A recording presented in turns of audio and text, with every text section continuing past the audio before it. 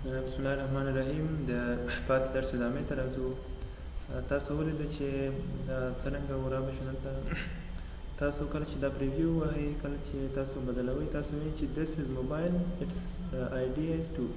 کله چې دا بدل کړئ مخکې راشي this is computer, its ID is 1. او کله چې دلته راشي خپل عادي حالت به تاسو ته راشي. تاسو له دې فیلډونه هر څومره چې وي هغه انتخاب کړئ. دا ډېر موثره ده.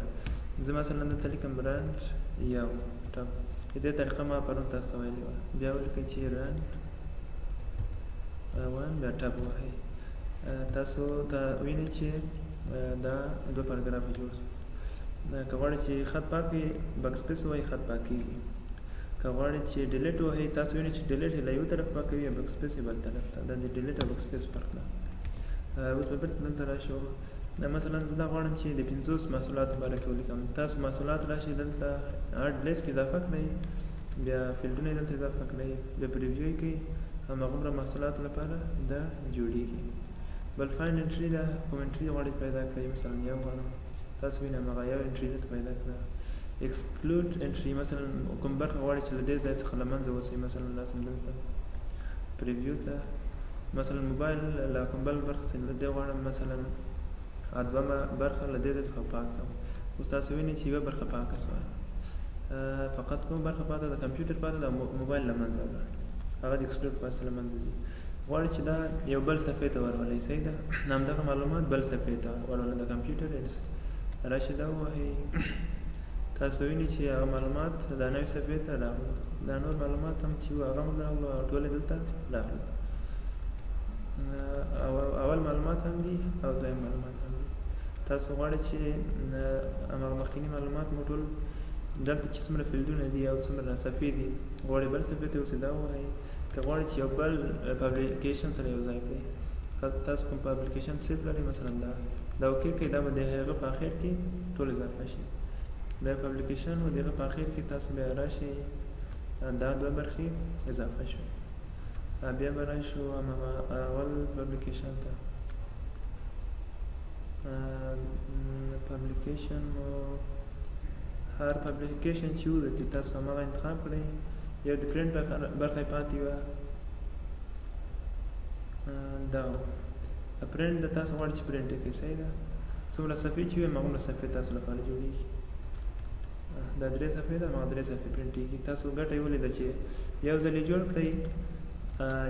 جوړ کړئ، مثلا د موبایل د کمپیوټر لپاره د ټولو شیانو لپاره دا استعمالیږي. په دې برخه کې نور معلومات به انشاءالله په میلینګ برخه کې ولولو. تاسو غواړئ چې یو چاته خط ولیکئ، په هغه کې هم همداسې ده. مثلا غواړئ چې 100 نفرو ته خط ولیکئ، یو خط جوړ کړئ، بیا نور خلکو ته د فیلډز په واسطه باندې نور معلومات پکې اضافه کولی شئ. رابشئ انزرټ نورو برخو ته.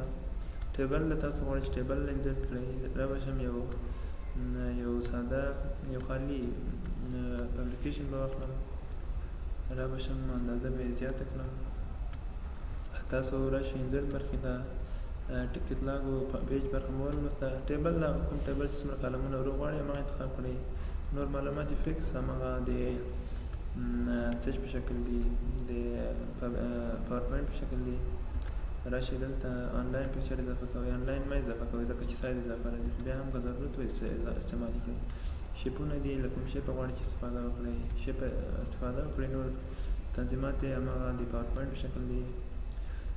پکچر پلیس هولډر دي، مثلا غواړئ چې دلته د کلیک وکړئ، تاسو لپاره عکس اخیستل کېږي، دلته پلیس هولډر وایي.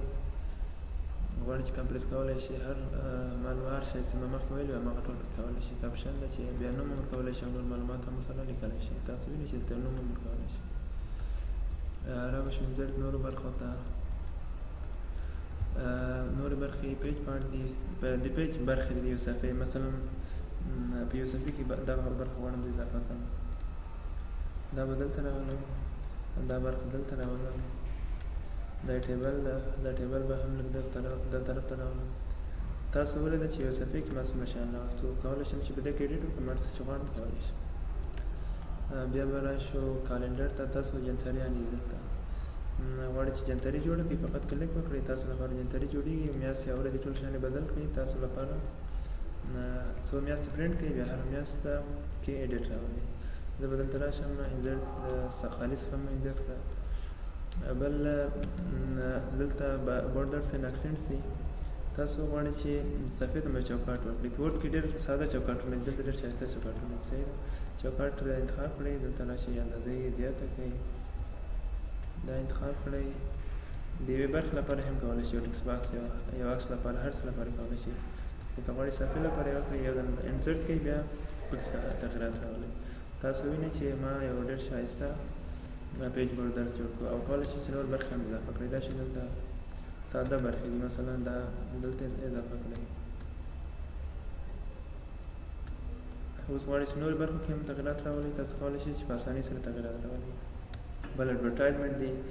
تاسو به اعلانات لیدلی وي چې کله په اعلاناتو کې هم بعضې معلومات راځي، مثلا وایي چې سلب سزا یا دلته ډېرې برخې دي. صحیح ده. فری آفر یو رایګانه آفر یو پیشنهاد دی.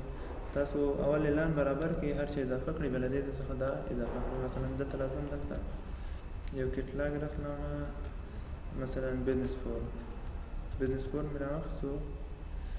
دلته زه غواړم چې یو فری اعلان وکړم. صحیح ده. تاسو راشئ دلته انسرټ ته، اډورټایزمنټ ته، دلته راشئ فری آفر ته، دا انتخاب کړئ، مثلا دې ځای ته راغلئ.